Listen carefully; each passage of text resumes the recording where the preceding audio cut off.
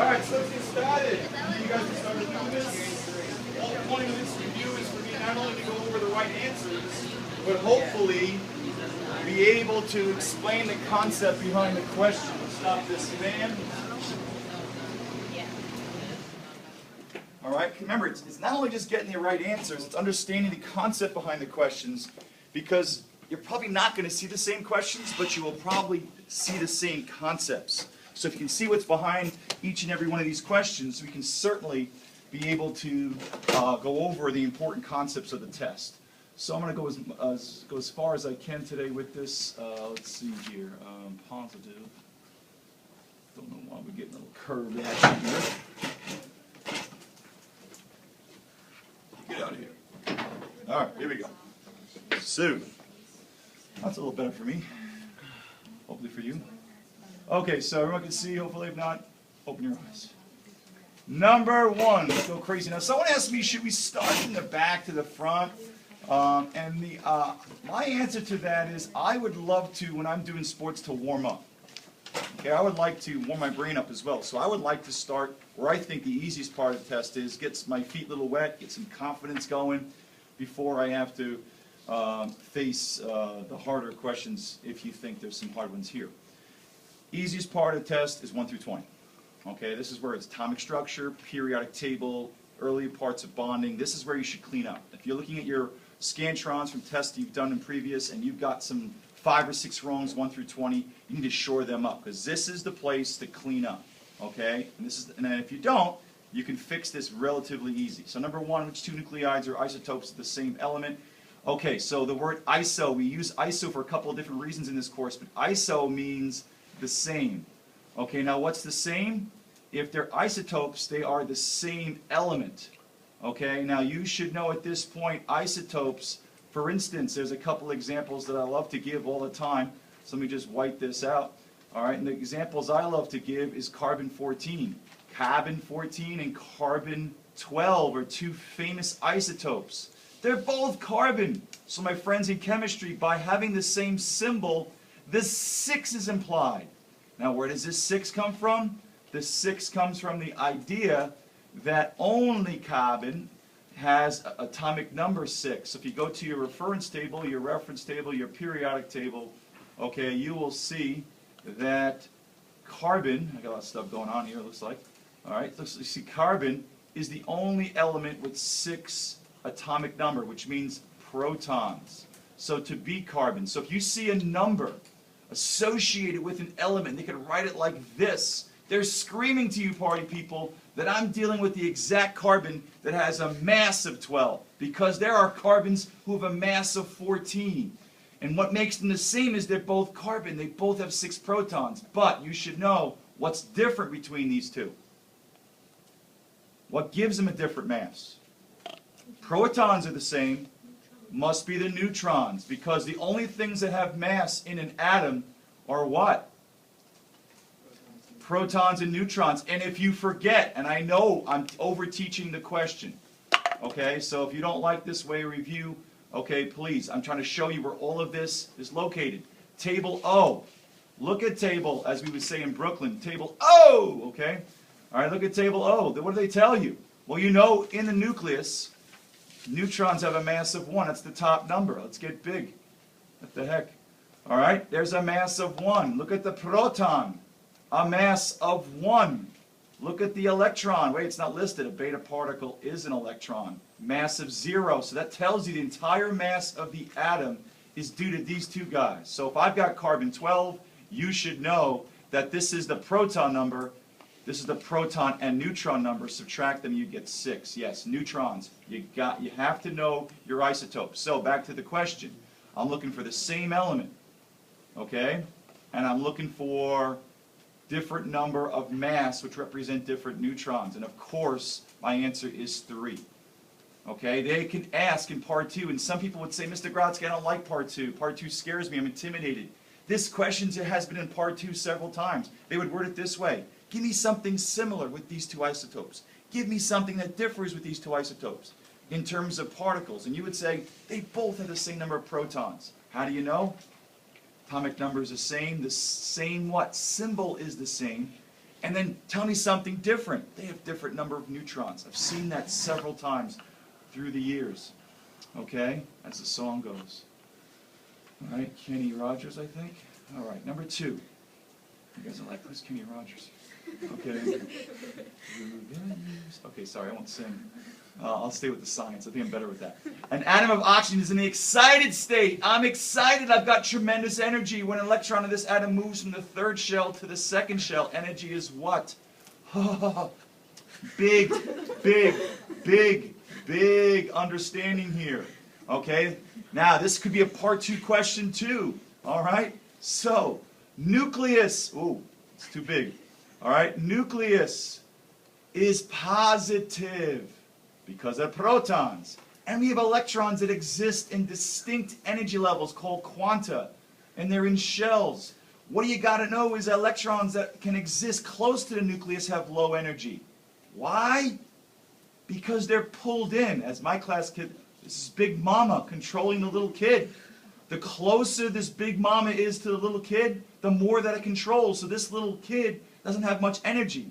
But when the kid's across the street, he's doing some business. Okay, he's got more energy. He's like, what's up? I run stuff at home. Because he's got higher energy. He has to have higher energy. Why? He's existing farther away. He's able to what? Pull away from Big Mama. Or pull away from this positive force. So my friends in chemistry, you've got to know electrons that can exist farther away have higher energy because they can overcome this positive force. So when I move away, I'm absorbing energy. I need more energy to overcome this positive attracting this negative. So when I jump back and give up the extra energy I have, energy is emitted in the form of light. I've seen this in part 2. I've seen this exact same question where they say, explain to me why energy is emitted in a bright line spectrum. You would say electrons jump back to the nucleus. Good. They go from a higher energy state to a low energy state. Good. This is called a ground state. This is an excited state. So energy is emitted. Okay? Huge, huge concept. All right, so electron is emitted by the, not the nucleus. That would be a nuclear reaction. So it's emitted by the electron who absorbed it. Okay, so 2 is 2. You don't need to know nuclear reactions. Nuclear reactions, we have to do fission and fusion, but know where you are in the test. We're not in, what? Nuclear chemistry. The course goes from 1 to 30, and then 31 to 50. We go through the entire year. So right now, you're in atomic structure. Yes? For this question, question 2, I immediately crossed out 3 and 4 because I knew they couldn't be the answer because when it goes down in energy state, it can't absorb energy because... Right, because you already knew that this was a higher energy state, and besides, they told you it was excited, so good. But the problem is it emitted by the nucleus? No. Who grabbed the energy to pull away? The electron.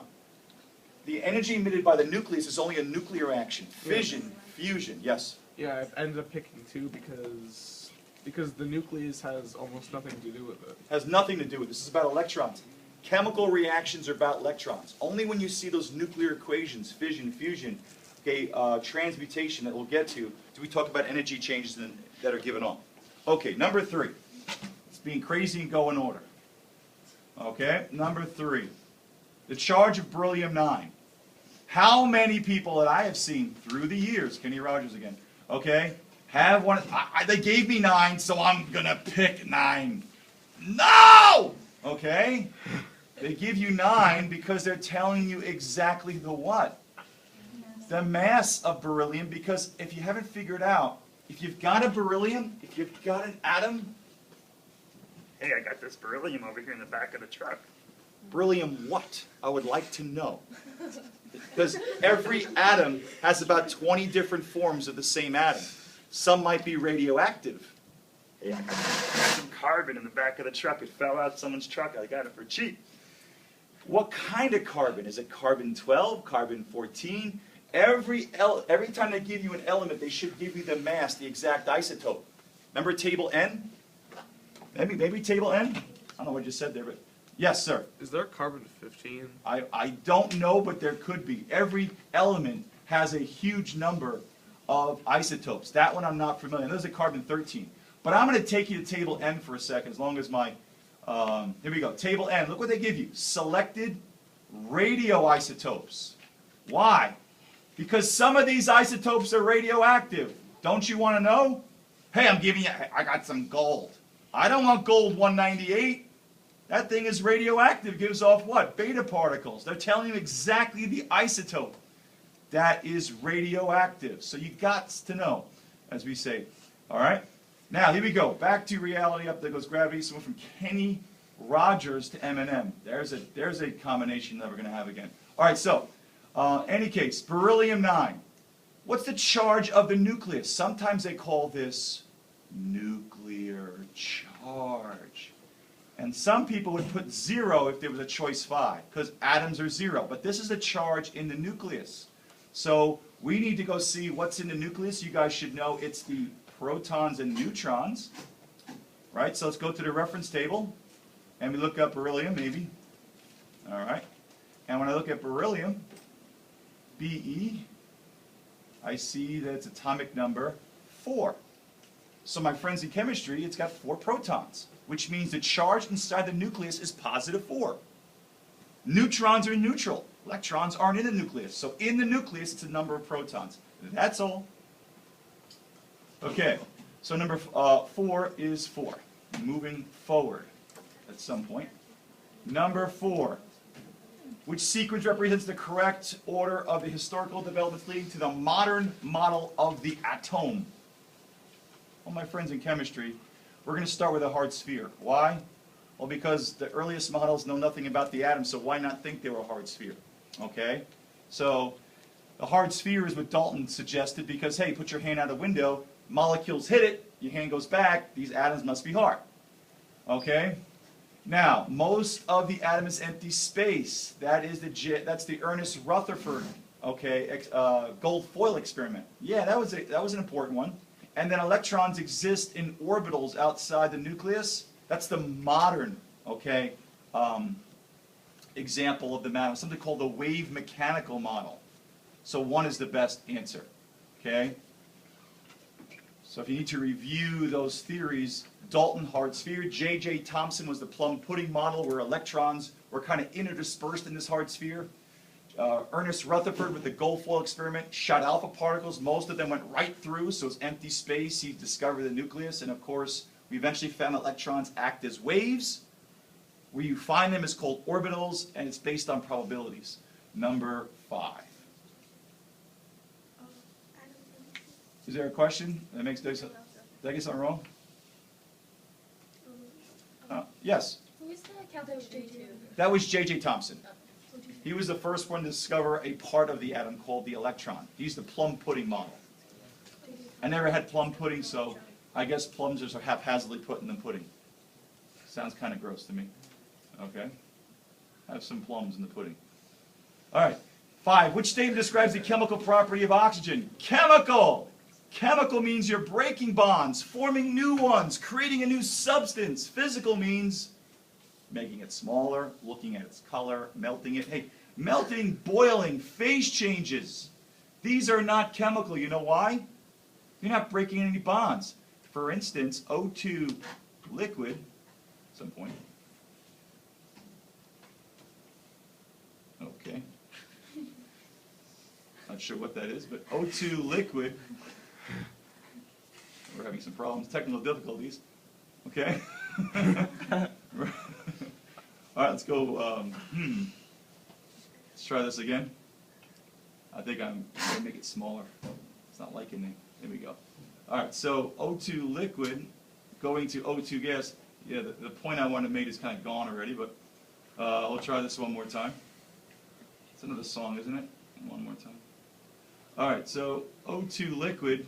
There we go. Christmas in July. There might be something I have to close here. Hold on.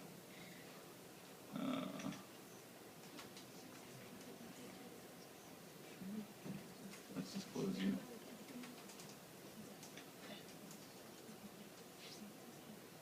Okay. All right, so O2 liquid. Oh. liquid goes to O2 gas. Come on. Ryan O! O2 gas. Hard to see, but it's still O2. Okay? I'm going to close this and have to reopen this one. Okay. Maybe it's just too much stuff on it. Exit without saving. Okay. So O2. Okay. Well, anyway, the answer is, okay, melting point phase changes are, of course, oxygen phase changes. Solid, liquid, gases going to other phases are phase changes because you're not breaking the bonds. You're just separating them from each other. Oxygen can combine with the metal to produce a compound. That is a chemical change. Soluble in water can be compressed. You're not changing the bonds in O2. So how well it can react and change is 2. You probably knew that 5 minutes ago before the technical difficulties. Sorry. All right. So let's try number 9. Hopefully we have some more luck here. Number 5 is 2, yeah. Number 6, the element in group 14, period 3 on the periodic table is classified. All right, so I'm going to need a reference table. So file, new on background. Let's go to users. I am not. Okay, let's go to SkyDrive, public, SkyDrive, where are we? SkyDrive, yeah. And let's go to public, and let's go reference tables. Sorry, reference tables. Okay, so we were, what was that period, what? Period 3, group 14. Oh, you're the best in your area, Julian. Don't leave it. So period 3, group 14. Here's a period 3. Of course, period 3 is the third. Oops. Period 3 is the third row. Group 14 looks like it's silicon or silicon. All right. I don't know if they were asking for just the element. Okay. Okay. So what's it classified? Okay. It's classified as a metalloid or semi-metal because it's what? It's on the staircase. So if you're on this staircase, you are a semi-metal, including Ge and Sb. Those are your semi-metals. They have properties of both what? The metals that are big and the non-metals that are small. Okay, they're in between. They separate our non-metals who love to gain and our metals. All right, moving forward. Metalloids are semi-metals, yes. Yep, so number 3 is on the staircase is your semi-metals or metalloids. Okay, number 7. All right, which trends are observed when elements in period 3 and the periodic table are considered in order of increasing atomic number? Okay, now, you probably should know that the atomic radius does what as you go across? Decreases. Right, now you should know why. Well, that's the result of something. If you go across the periodic table, this is something you need to know because they could ask you to explain this. File new. So we watch this, party people. I go from lithium. That's a big fat lithium. Okay, lithium, beryllium, boron, don't be one. We got carbon, nitrogen, oxygen, fluorine. Okay, now this guy is the biggest. They tend to get smaller. Now why? Well, this is atomic number 3, 4, 5, 6, 7, 8, 9. What is the nuclear charge? What is the charge in the nucleus? What's the nuclear charge of all of these?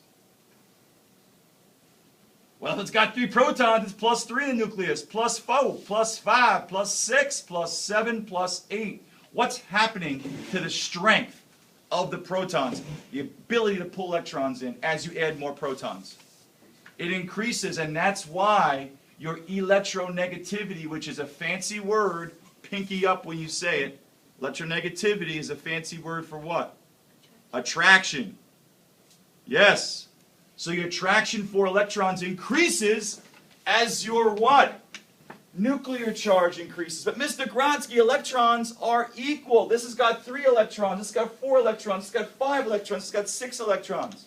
Don't they balance out? Protons are 2,000 times heavier than an electron. Who's going to move? I got two strong guys, equal strength, pulling on a rope, but one guy is 2,000 times heavier. Who's going to move? The light one. So electrons are pulled closer as these guys have more positives to pull those negatives. And what about ionization energy as you go across? Ionization energy does what? The amount of energy it takes to pull an electron. If I'm pulling my electrons tighter, I'm over here, trying to take this from me. It's going to take a lot of what? Energy, because I'm holding on tight. But if I'm over here, I'm like, come on, take this. Just take it. Take my electron. Take a lot of energy? Because I'm holding on loosely. Metals hold on loosely, non-metals hold on tight. Now, what happens when you go down? Since we're on a roll. Don't want to fall through the bagel. What happens when you go down? Look at sodium. Sodium's Na. No, so sodium is plus 11. So you'd expect this guy to be what? Even smaller. But wait a minute, sodium's bigger. What's happened with sodium as you go down? What about him? Electron shells, orbitals, it's got more. What's lithium, party people? 2-1. This guy is 2-8-1. It's got extra shells. Or you can say the kindergartner effect, called the shielding effect. Look at lithium, 2-1. Check out lithium. Lithium's right here. It's got a positive 3. There's 2 electrons in the first shell, and then there's what? 1 electron here. Look at sodium, plus 11, stronger. It's got 2, 8 electrons, and then it's got what? 1. It's harder for this positive pulling force to get through all these negatives to attract this 1 electron, so this one goes farther. Okay? A kindergartner took my wallet in Tanger the other week. I went to go get him, and 40 kindergartners of his friends jumped me. I don't know how many kindergartners you can take, but I can't take 40. So they shielded me from getting the kindergartner who had my wallet, and he went farther away. The shielding effect as you go down. These are things you have to know. Okay? So, back to reality. Which trends are observed when elements are computer theory are considered in order of increasing atomic number? Period is rho. The atomic radius decreases because they get smaller because you're adding more protons. And the first ionization energy, which is the energy that it takes to pull the first electron, has to increase because it takes more energy to pull them away. But if you don't like knowing the trends and understanding what I just did there, you could look this up in Table S. You can go to Table S and do sodium, magnesium, aluminum, silicon, phosphorus, and see what the radius does. You have 3 hours. Go to Table S, look up atomic radius, look up ionization energy. No reason to get this wrong. Easier to understand the trends. It's easier to understand bonding because of the trends. And it's just easy in general if you just, I don't know, think of warm sunny places. What is this chemical formula for sodium sulfate? Well, I know what sodium is, but what the heck is a sulfate? So I go to the what the heck is that table. I call that table E. Table E, and you see a group of nonmetals, okay, or something you're not really, don't really know, sulfate. Now notice something, it didn't say sulfide. If it said sulfide, what does the IDE would mean? What would that mean, IDE? It's binary. There's just 2 of them. Okay? But the sulfate screams to me it's one of these guys over here called a polyatomic ion. So here we go. Whoa, that's crazy. That was pretty jazzy right there. I saw that commercial with that, the lady on the strings. All right, in any case. I'm not jazzy. All right. SO4 is a sulfate. SO4 -2 is the sulfate. So back to reality here. All right. So SO4 is -2. Sodium, you should know, is +1. Crisscross your applesauce if you want. The 2 goes down here. And you need 1 sulfate. And it's just Na2SO4, which is choice 2. Now, my friends in chemistry, the SO3 is the sulfite ion listed in table, what the heck is that? And of course, it's -2. All right? All right, moving forward. Number 8 is 2. Number 9. Given the structural formula, the empirical formula of this compound is, empirical, you should have to know, there's no way to look, empirical is lowest ratio. You've seen it how many times?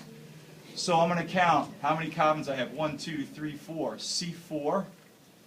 Count my H's. 1, 2, 3, 4, 5, 6, 7, 8, 9, 10. I've got 10 H's.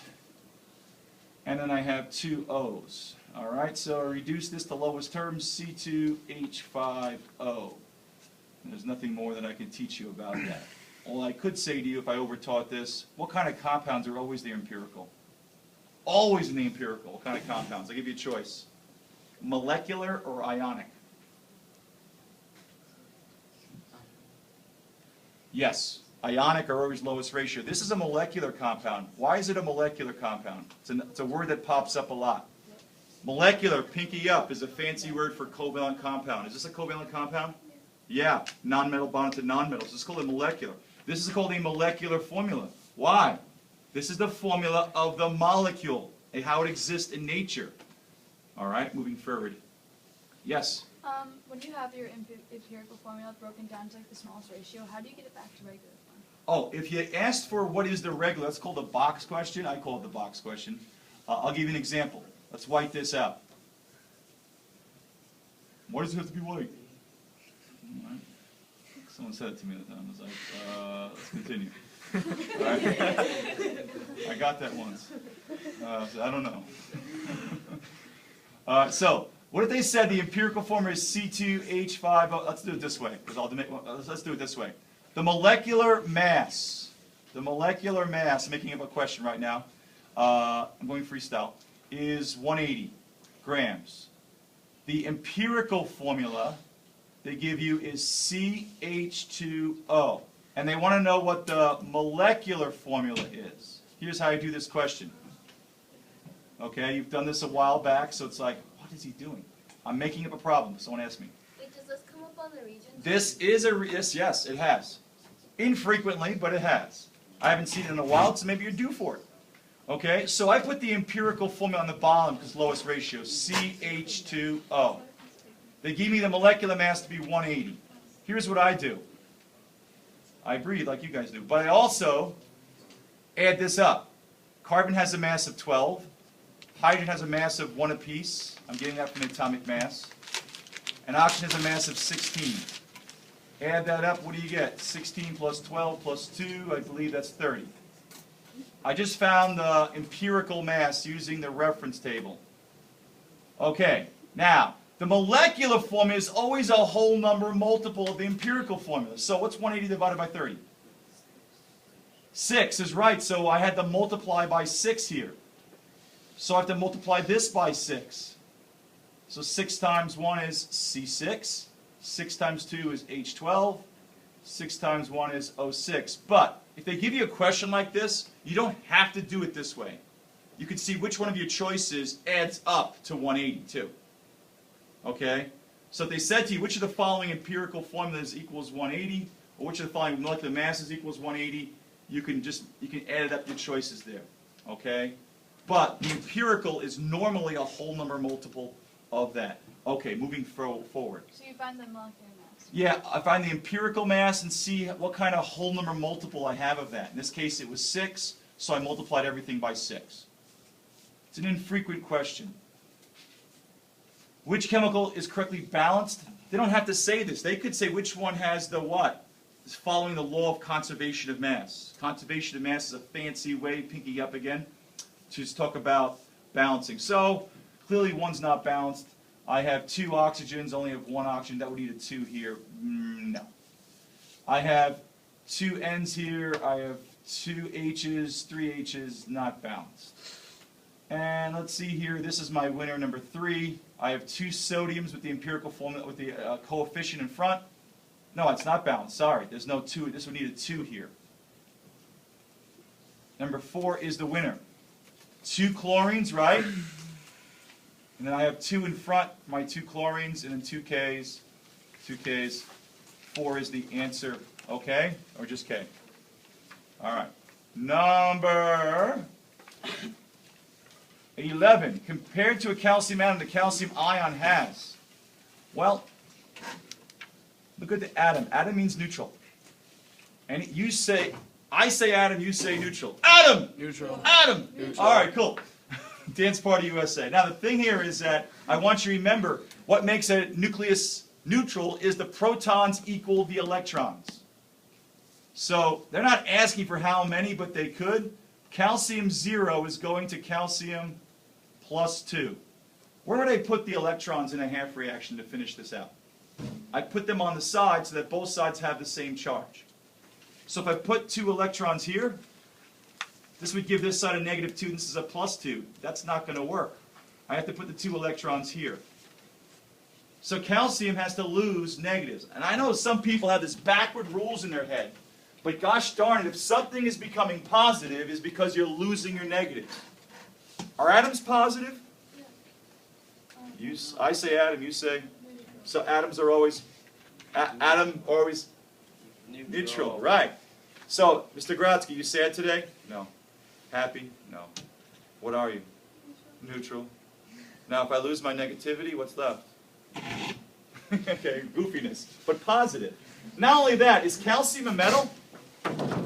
Isn't calcium below the staircase?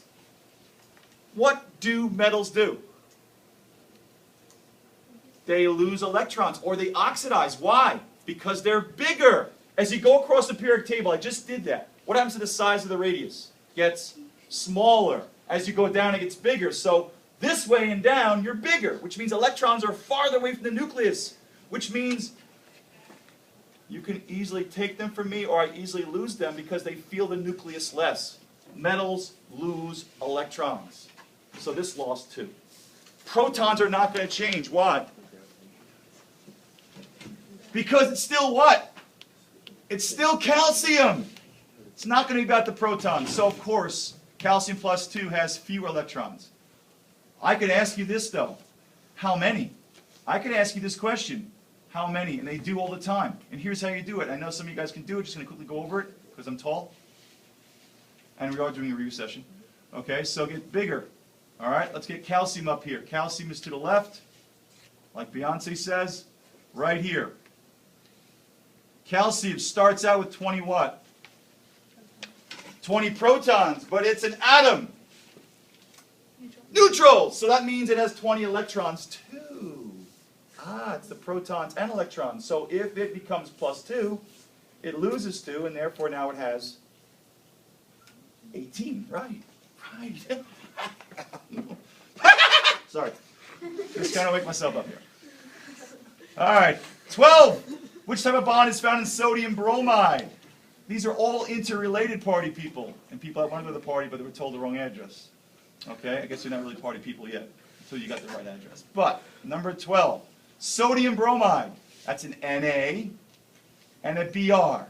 Notice the bromide. That tells me it's binary. Now, Br is -1. But now, my friends in chemistry, I know this to be a what and a what. Sodium and Br are what? Metals and nonmetals? What's going on here? Sodium is a metal. Bromide is a nonmetal. Okay. What kind of bond exists? Ionic. Definitely. Why is it ionic? It was a part 2 question that asked you to explain. What makes this ionic? Okay, they probably would accept metal, nonmetal, but I'm going to expect something different. Metals, yes, yes, yes. Someone said it back there. There's a transfer of electrons. I've got a big atom. That's my sodium. Electrons are held loosely. I've got my small atom, who's a little OCD for his electrons. So think with me. I'm this individual. Okay? Haley is the metal. She could care less about her electron. He's like, whatever. Okay? I'm a nonmetal. Okay, there's a transfer. I'm what? Of a higher electronegativity. Me and my 4-year-old have a tug of war in the morning. I want to feel like a man. I want to make my son a man. So I put the rope in his hand. I put gloves on. Warm up. And I pull the rope away from him. He cries a little bit. I stand over and say, who's your daddy? No, I don't do that. But if I am the non-metal, this could be my son. I am stronger for electrons because my attraction, my nuclear charge is greater. See how it's connected. I have a higher attraction, so there's going to be a transfer. I become negative because I gain one. He becomes positive. They stick together by ions. Okay? If you visualize those things. So of course it's ionic. Okay, now what if there was two, I know it's not the question, but what if there was two OCDs, strong people, me and my evil twin Mongo, are pulling on a rope? Okay? We're about the same strength. Both weak, but we think we're strong. Okay? Now, in this case, we're both strong for electrons. And the rope is the electrons. So if two people are strong for them, what must they do? They have to share. They're forced to share because no one is what? Greater enough in their strength. Okay? Similar electronegativities are covalent. Number 13. Which substance cannot be decomposed by ordinary means? This review session is nowhere near ordinary, I know. Okay. Ordinary means. Ordinary chemical means. I mean, who cannot be broken down by a chemical bond breaking? Who cannot be decomposed by chemical changes? Chemical changes are breaking bonds. And the answer is, mercury is the only what? Element. You can't break an element down into anything simpler. All the rest of these guys are compounds, which means they're made up of elements bonded to other elements, and you can break them down. Okay, they love this question. Classic Regents question. Okay, number 14. A mixture of crystals of salt and sugar is added to water. Stop! I've got a mixture of crystals of salt and sugar added to water. This screams to me what? Rhymes with solution exactly. Solution, awesome. You just made a solution, and you should know if something is dissolved, you've made a homogeneous, okay, mixture. The first drop is the same as the last. If something dissolves, is mixed, it's homogeneous. Now, can you separate sugar or anything dissolved by just filtering it? If I take salt water and I put it through filter paper, do I collect the salt? People say that all the time. It doesn't work. You have to boil off what? The water to regain the sugar. So it cannot be separated by filtration. Homogeneous cannot be separated. So two, you can't separate a dissolved solution by just filtering out the solute. If they dissolve, those solid particles are so small, they'll go through the filter paper as well. The only way to do that is by evaporation. So 2 is the answer. Mixture is homogeneous. And then what keyed me on is a homogeneous mixture is a solution. They don't say it here, but they could say it in another question. Homogeneous mixture is a solution. And I knew that because of the word dissolved. 15. Which conditions of temperature and pressure behave most like an ideal gas? Okay. My students are going to cringe again because I'll go through this. Okay. But an ideal gas, my friends in chemistry, is like the ideal student. The ideal student, okay, unfortunately, is very, very random. Why is he random? Because if you ask him a question, he's so fixated on a teacher, he doesn't know what you just asked him. Say, Ben, can I borrow a pencil? I like turtles. You're like, dude, you're random. Okay? Why? Because he has no social skills. He's so focused on the teacher. Second thing, or part of the second thing, you ask that student who's so focused on the teacher, can't look at the people around him, what's he going to do? Well, yeah, he's kind of freaky, but if you ask him to get some worksheets off the printer for the class, he's going to go in a straight line motion, bump into some people, because he wants to get back to his seat as fast as possible so he doesn't miss anything. So he goes in straight line motions. Okay? It's important. You understand that. 2, when they bump into things, their collisions are elastic. You've seen them with the big backpacks. Maybe some of you guys are ideal students. No, okay. Number 3 is the most important. Because he's so fixated on the people, this teacher, his breathing patterns are matching, he's blinking in the same pattern, and it's really crazy. Okay? Over the top. That's why ideal students don't actually exist. But you could have People Magazine's most beautiful person 2014 to the right of him, and 2013 to the left of him, and he would have absolutely no attractions to him. No attractions. Why? He's so fixated on the what? Right. And these people tend to have low volume. Okay, so the kicker, how I always remember it for me, ideal students, ideal gases have no attraction. So, what about a real student? Yo, what's up? A real student is not random. He's not fixated on the teacher. You ask him a question, he's going to be right on target with the question. He has elastic collisions, but he's going to be attracted to the people around him. Ask him to go get some worksheets in the ditto. He's not going to go a straight line. He's going to like, hey, what's up? Hey, yeah, what are you doing tomorrow? I know I'm not invited, I'm coming. Or he's going to go in a curved path. He's attracted to the other gases. So in this question, I want you to visualize. I know that some people use the word polite and stuff like that, but I want you to visualize this. Real gases are what? Really attracted to each other, so they're closer. Ideal gases, this is over here. Ideal gases don't have attraction. So what's the question says?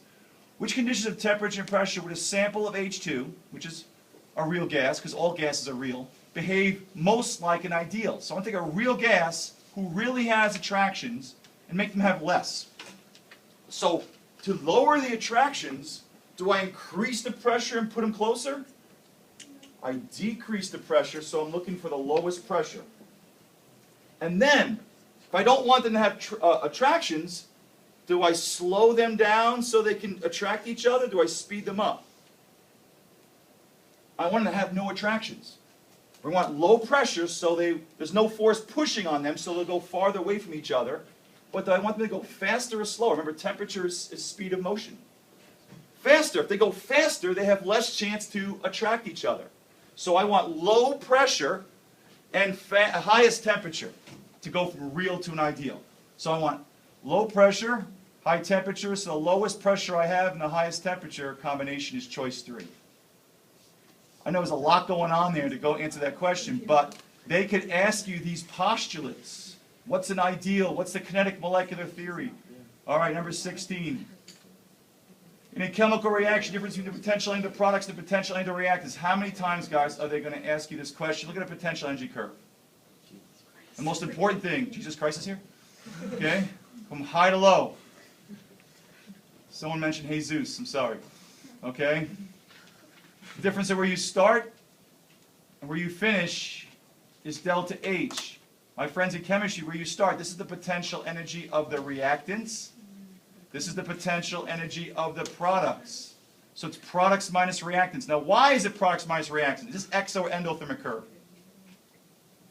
Exo, because you're going down.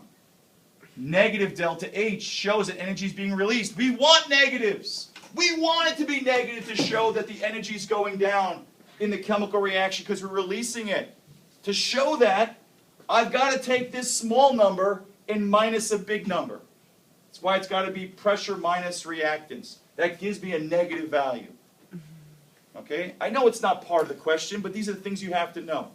All right? So that's why it's products minus reactants. And sometimes they'll say to you in part 2, give me the definition of delta H. It's the potential in the products minus the reactants. If you remind yourself, draw this. So it's heat of reaction number 3. Guys, the same things that I'm doing here in part 1 are the same kind of things they can do to you in part 3. A little differently, but same what? Philosophy. Number 17, Arrhenius. He did many things, but they give him the most simplest definition. Oh my God, it's a name of someone I always forget. Don't forget. Think of what is a base. The simplest definition. I don't know what a base is. Then you go to the reference table. I believe it's table L. If I knew my alphabet, this would go faster. All right, so there it is, K, and there's L. I was right. Look at the bases. How low can you go? Right there. OH, OH, OH. Bases are hydroxides.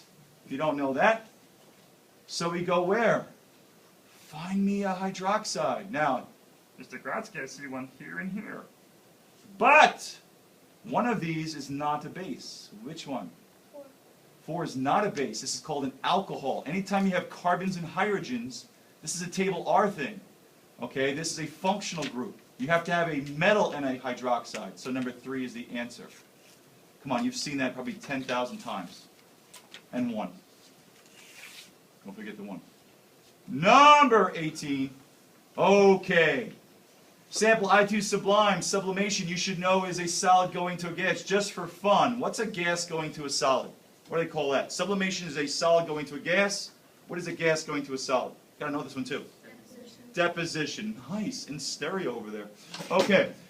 So as a sample I2 sublimes, the entropy of the sample. What is entropy? Heat. That'd be enthalpy. Isn't it like the... Look at my room, guys. Although it's less craziest, but my room is normally very... Disorder. Yes. Excuse me?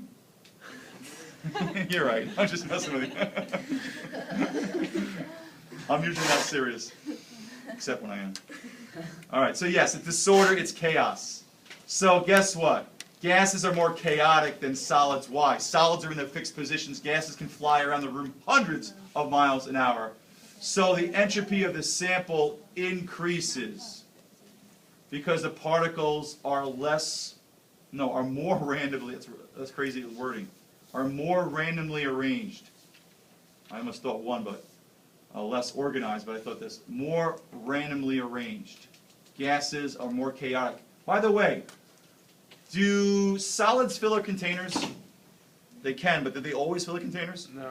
Do they take the shape of the container? No. Liquids take the shape of the container, but do they always fill them? Nope. But gases always fill their containers, something that does pop up. Okay? So number 18 is 2. Moving forward. Number 19. A multiple covalent bond in a molecule of I-butene is...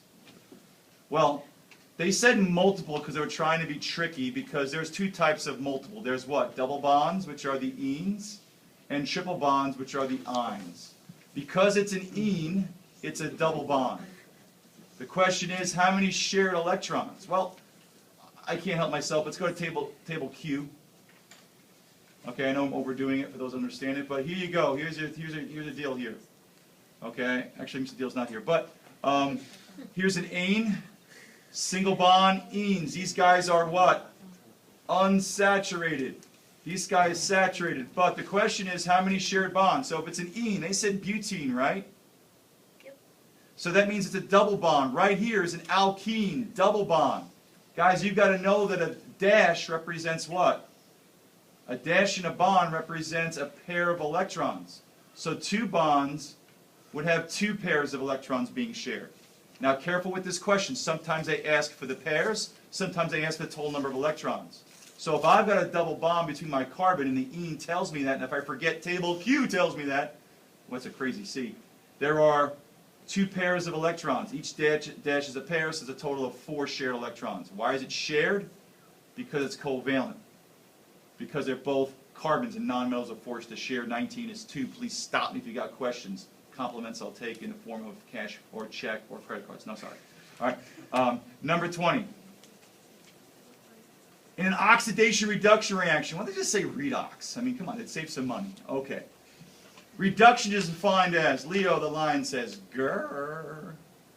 Gaining electrons is reduction. Do I have to say any more? Okay. Number 20 is 4. Okay. What was 19 again? 19 was 2. 21. What is the oxidation number assigned to manganese in K? Let's make it bigger. KMnO4. Okay, when you're doing the oxidation states, good to start with the ones you know definitely. You check out Mn, because some people say, well, I'll just look up Mn. That's big. Okay, so if I go to Mn, right there, whoa! Manganese has got a bunch of oxidation states. K only has what? 1. Oxygen has what? 1. So I'm going to start with the ones I definitely know to get the ones I definitely don't. So party people, changing ink because I can. Now this is how I do things. Your teacher may have taught you otherwise. The top numbers are the individual. I use the bottom numbers to get the overall. This thing does not have a charge associated with it, so it has to equal 0. So -2 individually for the oxygen. Only has 1 choice on my reference table. There's 4 of them. So the overall charge through all the oxygen is -8. Right? 2 times 4 is -8. K is +1 individually. There's only 1. So it's +1 overall. Whole thing has to equal 0. So a -8 plus what number is +1? +7. And because there's only 1 Mn, it's +7 individually. Okay? There's many ways to do that. That's how I do it. Now, if it had a charge, like it was a polyatomic ion like SO4, -2, it would equal -2 right here. Okay? Number 22. Which of the following aqueous solution is the best conductor of electricity? My friends in chemistry, a solution that is a good conductor of electricity is called an electrolyte. They could have asked for this by name. Which of the following is an electrolyte? That means to be an electrolyte or not to be is the question. Oh, sorry, a little Shakespeare there. Although I don't think he said electrolyte. Okay, now, who's Shakespeare? I have no idea. Okay? He had a big globe and was shaking it. It's a snow globe. Okay. I cracked myself. Sorry. All right. Stop shaking that! All right, now, in order to be an electrolyte, you need to have, I'll say this once, free ions. So who gives me free ions? Change in ink so you can see it better. Number 1, ionic compounds that are soluble, salts. 2, bases, because bases break apart into OH minuses. And acids, acids give off pluses. So who's an acid, base, or a salt? Well, my friends in chemistry, these are all nonmetals. They're all above the staircase. H is also nonmetal, so none of these are salts. I don't see any H's listed in front or a Q group, so it's not an acid. So I've got to figure out who's a base. Well, these are what? These have carbons and hydrogens, so these are not bases. These are alcohols based on table R. So I'm left with, a base, which can be considered a salt in this case, but they want the what? They want the best.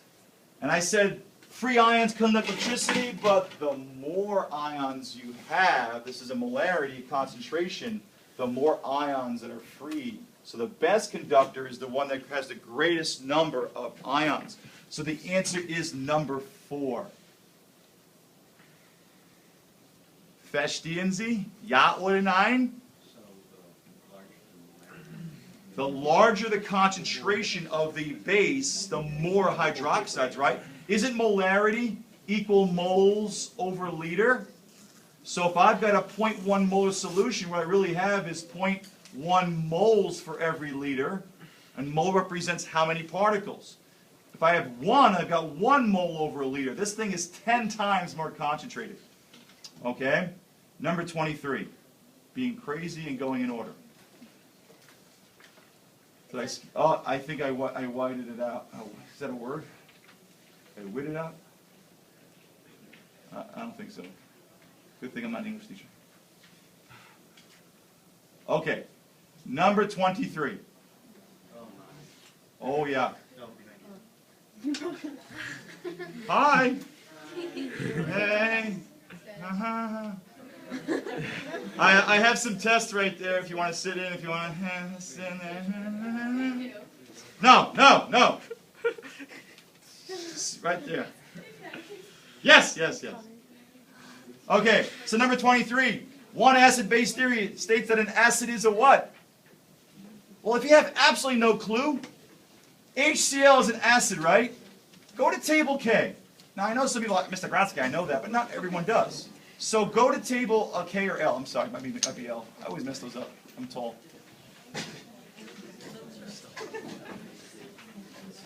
Make sure when you come in, make a lot of noise. Thanks. Okay, now, common acids. Look what they give me, party people. H is in front. They're screaming to you. I give off H's. Even the Q group, they write it for you with an H in front. These guys give off H pluses. That's a reminder. Reminder. Ding, ding, ding. Okay, so if HCl gives off H pluses, is it a stretch that an acid could be an H plus donor? So number 1. Okay. Now, number 2, sorry, number 3, H plus donor, because they give off H pluses, sorry. Right? Okay, 3, 24. 1 hour later. All right, now. 24, positrons are spontaneously emitted from the nuclei of what? This you should know off the top of your head if you went to all the chem parties where you memorized the periodic tables. You probably were cooler than me growing up, so you didn't go to those parties. So here's the place for the look. I'm looking for something that gives off positrons. Now, first of all, what the heck is a positron? All right, well, I don't expect you to know off the top of your head, so let's go to a place where we can go. If you're from Brooklyn, you know where to go.